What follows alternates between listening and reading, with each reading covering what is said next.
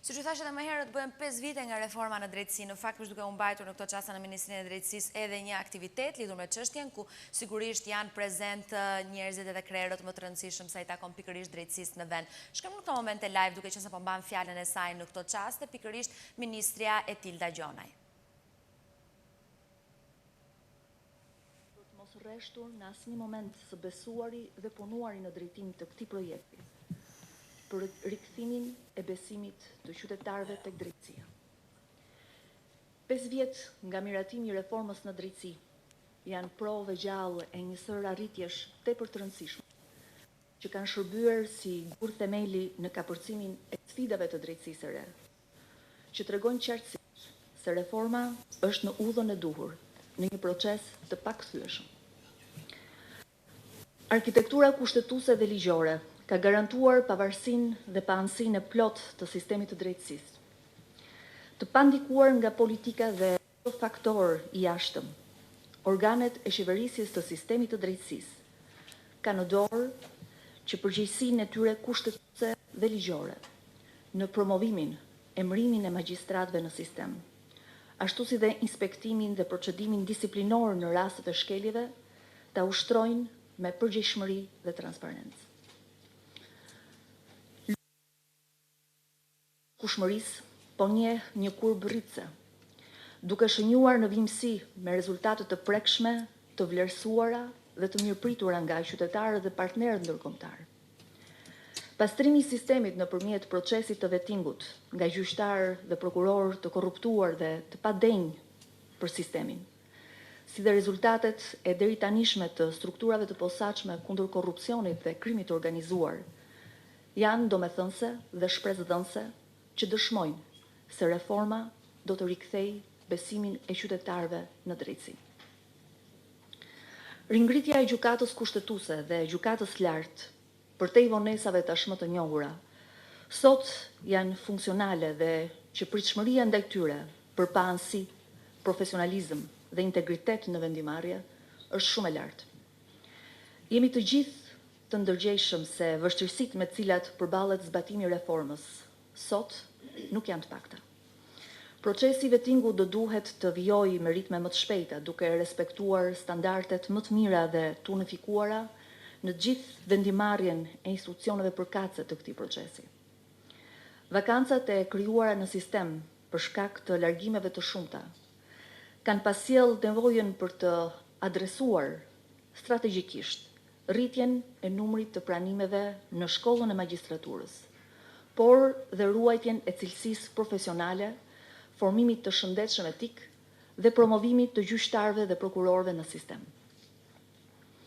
Rritja e eficiencës së sistemit padyshim do të ndihmohet edhe nga harta e re gjyqësore. Institucionet me përgjegjësi ligjore si Ministria e Drejtësisë dhe Këshilli i Lartë Gjyqësor do duhet të peshojnë në mënyrë të kujdesshme nga njëra anë adresimin e nevojave imediate të sistemit të drejtësisë dhe nga ana tjetër garantimin e aksesit në drejtësi të çdo qytetari. Një hap i rëndësishëm që i parapriu këtij procesi ishin dhe ndryshimet ligjore në maj të vitit 2021, të cilat mundësuan funksionimin e plot të degëve të gjykatave.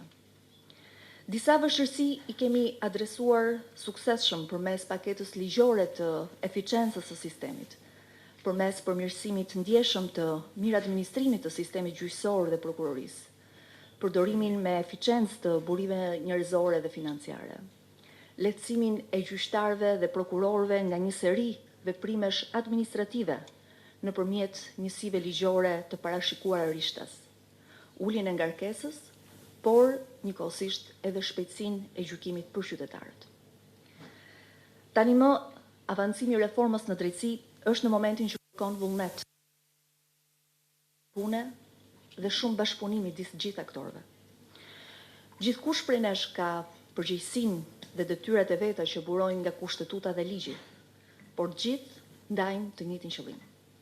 Prandaj kërkohet koordinim dhe ura bashkëpunimi, duke konsideruar si vlerë të shtuar të domosdoshme për ta çuar përpara këtë reformë. I gjithë procesi i hartimit përfshirëse që na bën sot bashkë, ka qenë vetëm një ndër shembujt e punëve të mira që janë rezultat i këtij bashkëpunimi. Qëllimi i kësaj kryeze është fillimi zyrtarisht i një faze të re, atë të konsolidimit të rezultateve të reformës në drejtësi, të mishëruara në këtë dokument strategjik të drejtësisë si udhërrëfyes për vitet në vijim, i asaj çfarë është ndërtuar deri tani. Për hartimin e strategjisë së re ndërsektoriale të drejtësisë është punuar për një periudhë të gjatë nga një grup pune i udhëhequr nga Ministria e Drejtësisë, me përfaqësues nga të gjitha institucionet e drejtësisë së re dhe institucioneve shtetërore, asistuar në të gjithë procesin nga misioni Euralius. U punua pothuajse për një vit intensivisht për këtë dokument strategjik, i paraprirë nga një analizë dhe i pasuar me një plan veprimi. Janë organizuar më shumë se 25 takime konsultuese të dokumentit final, në të cilat kanë dhënë kontributin e tyre rreth 264 pjesëmarrës: gjyqtar, prokuror, avokat, pedagog, partner ndërkombëtar, shoqëri civile, noter, përmbarues e tjerë. Paketa e re gjithëpërfshirëse strategjike adreson jo vetëm problematikat me të cilat përballet sistemi, por edhe rritjen e profesionalizmit dhe eficiencës të vetë sistemit kundrejt standardeve më të mira europiane. Reforma në drejtësi gjatë rrugtimit të saj ka patur sfidat, vështirësitë dhe kundërshtarët e saj, por nga ana tjetër ka pasur dhe vazhdon të ketë mbështetje të pakushtëzuar nga qeveria, Ministria e Drejtësisë, si një instrument ligjor, mbështetje buxhetore dhe infrastrukturore, si një investim për të ardhmen e vendit. Një mbështetje e plotë dhe laboratori i kësaj sipërmarrje, ku jo vetëm u hodhën themelet e sistemit të ri të drejtësisë, por është dhënë mbështetje aktive në miratimin e ndryshimeve ligjore, si dhe në adresimin e kërkesave të institucioneve të drejtësisë së re. Reforma në drejtësi ka patur mbështetjen, asistencën dhe kontributin nga partnerët tanë ndërkombëtar, Bashkimi Evropian dhe Shtetet Bashkuara të Amerikës, pa të cilën do të ishte e vështirë zbatimi i kësaj reforme. Për këtë, më lejoni e nderuar zonja ambasadore dhe ambasadori Soreca, t'ju shpreh mirënjohjen time dhe qeverisë shqiptare, si dhe të gjithave vendeve të tjera amike dhe partnere, që vazhdojnë të na mbështesin në konsolidimin e sistemit të drejtësisë. Padyshim një aktor shumë i rëndësishëm janë aktorët e shoqërisë civile, të cilët do doja t'i falenderoja jo vetëm në kontributin që kanë dhënë për procesin e hartimit këtij dokumenti strategjik, por dhe në dimensionin tjetër thelbësor që i kanë dhënë vështrimit të reformës, syrin kritik dhe vlerësimin profesional të ecurisë së kësaj reforme. Një falenderim i shkon dhe përfaqësuesve të medias, pavarësisht nga interesat dhe këndvështrimet e ndryshme të lidhura edhe me linjat e tyre editoriale, përmes rolit të gazetarëve të atashuar pranë institucioneve të drejtësisë, të cilët kanë luajtur një rol të dobishëm në transparencën e procesit dhe me zërin kritik konstruktiv, kanë ndihmuar për t'ju dhënë shtysë pozitive disa çështjeve ku kërkohej mbështetje e fortë politike për të ecur përpara në ngritjen e institucioneve të reja dhe funksionimin normal të tyre. Në përmbyllje të kësaj fjale, mbetem besim plot se vullneti ynë i përbashkët, bashkëpunimi dhe koordinimi eficient, do të jetë një shtysë e fortë për të avancuar me zbatimin e reformës në 5 vjeçarin e ardhshëm. Reforma në drejtësi është shpresa e qytetarëve për një qeverisje shumë të mirë, për më shumë besim tek shteti dhe institucionet e tij, është ura jon lidhse me të ardhmen tonë europiane. Është përgjegjësia jon për ta shtruar këtë rrugë, për t'ju kthyer qytetarëve besimin e munguar tek drejtësia. Jemi në rrugën e duhur, por na duhet shumë punë, më shumë sakrifica dhe më shumë angazhim për ta çuar deri në fund këtë projekt. Projektin e të ardhmes europiane të vendit, projektin për një të ardhme për familjet tona, për fëmijët tanë. Secili do të bëjë sa më mirë detyrën në respektim të kushtetutës dhe ligjit. Por vetëm të gjithë bashk do të bëjmë të mundur që ky projekt të jetë i pakthyeshëm, i pacënueshëm dhe i suksesshëm. Ju falenderoj për vëmendje.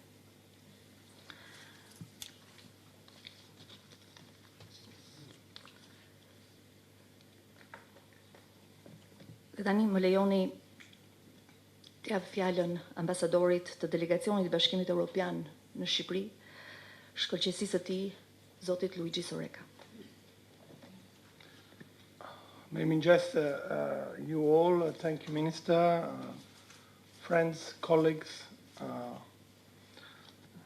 This is an important gathering. The adoption of the justice reform represents a moment in time that started a new era for rule of law in Albania.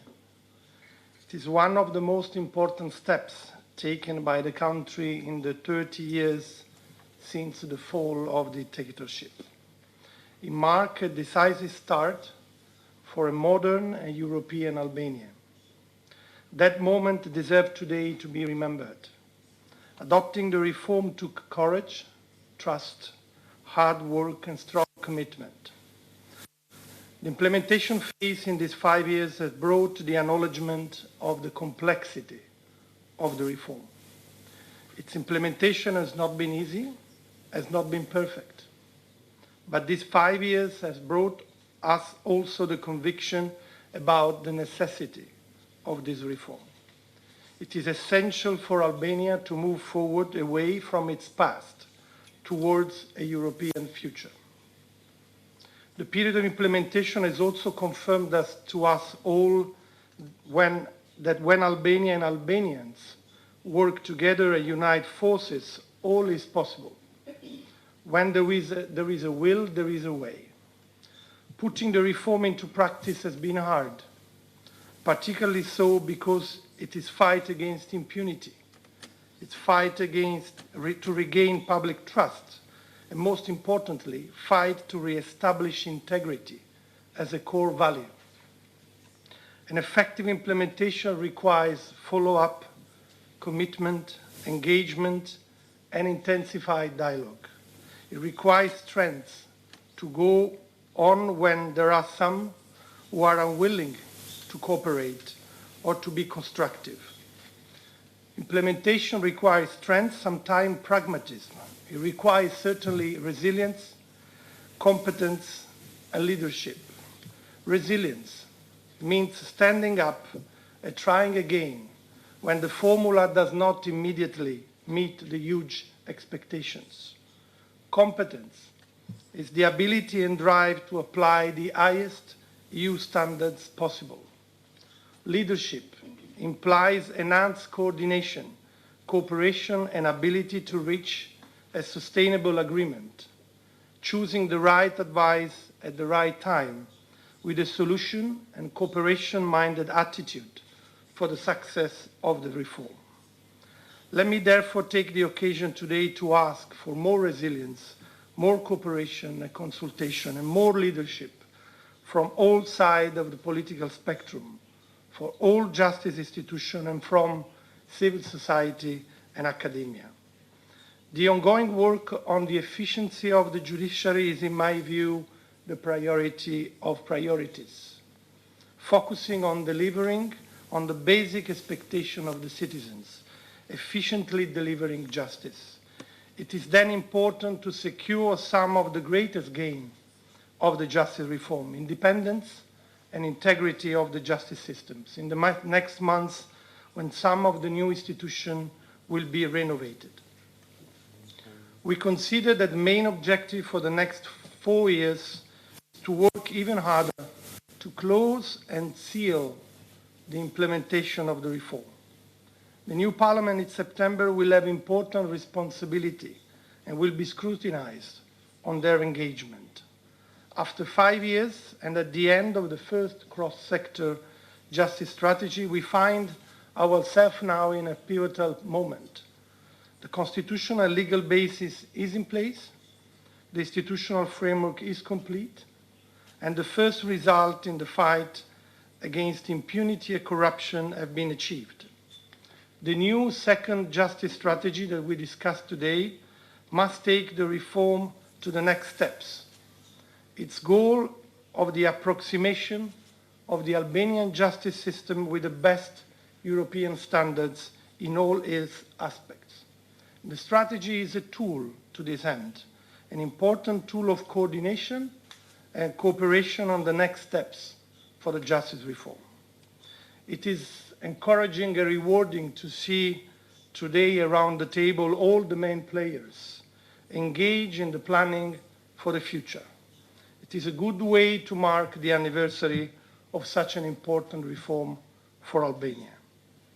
Justice reform remains one of the top priorities for the EU and its member states in Albania. The EU and its member states' investment in the sector speaks louder than words in this regard. We have supported justice reform at all levels, in all forms, and with considerable financial engagement, up to 50 million euros so far, and another 9 million euro are coming. We will not stop doing so because we want to see Albania closer to the EU. Bringing Albania closer to EU has been my personal commitment since day one and will be until I leave. Visa liberalization back in 2010 opened one door.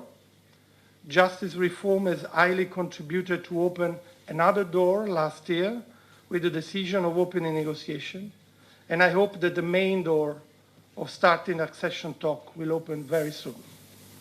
Let me conclude by thanking all the authorities present today and those who are not here but they were instrumental to the adoption of the reform. Thank you very much for working so hard for the just European Albania that so many Albanians want. Shumë faleminderit.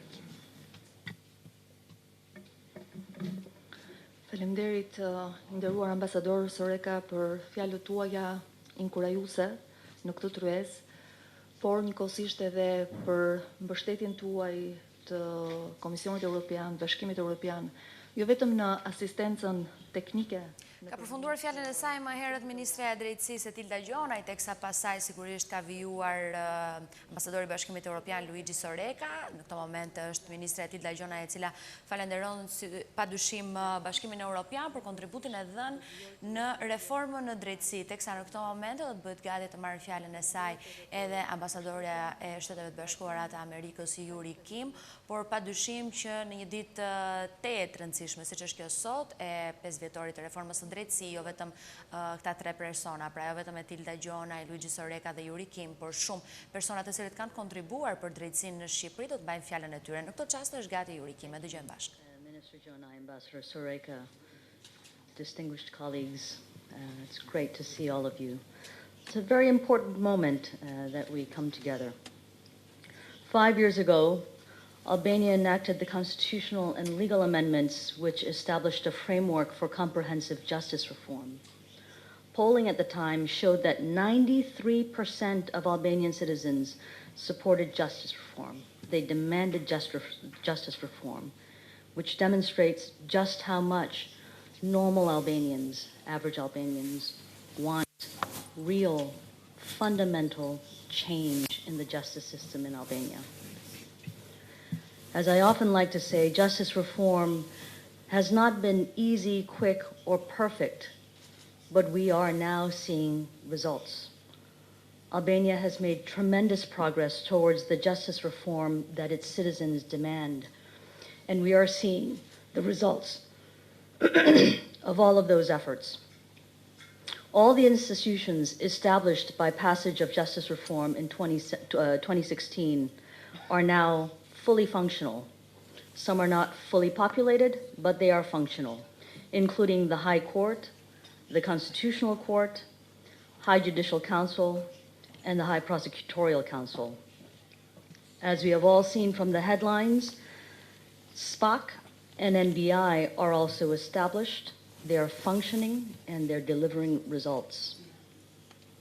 Vigorous vetting of judges and prosecutors has weeded out numerous corrupt officials.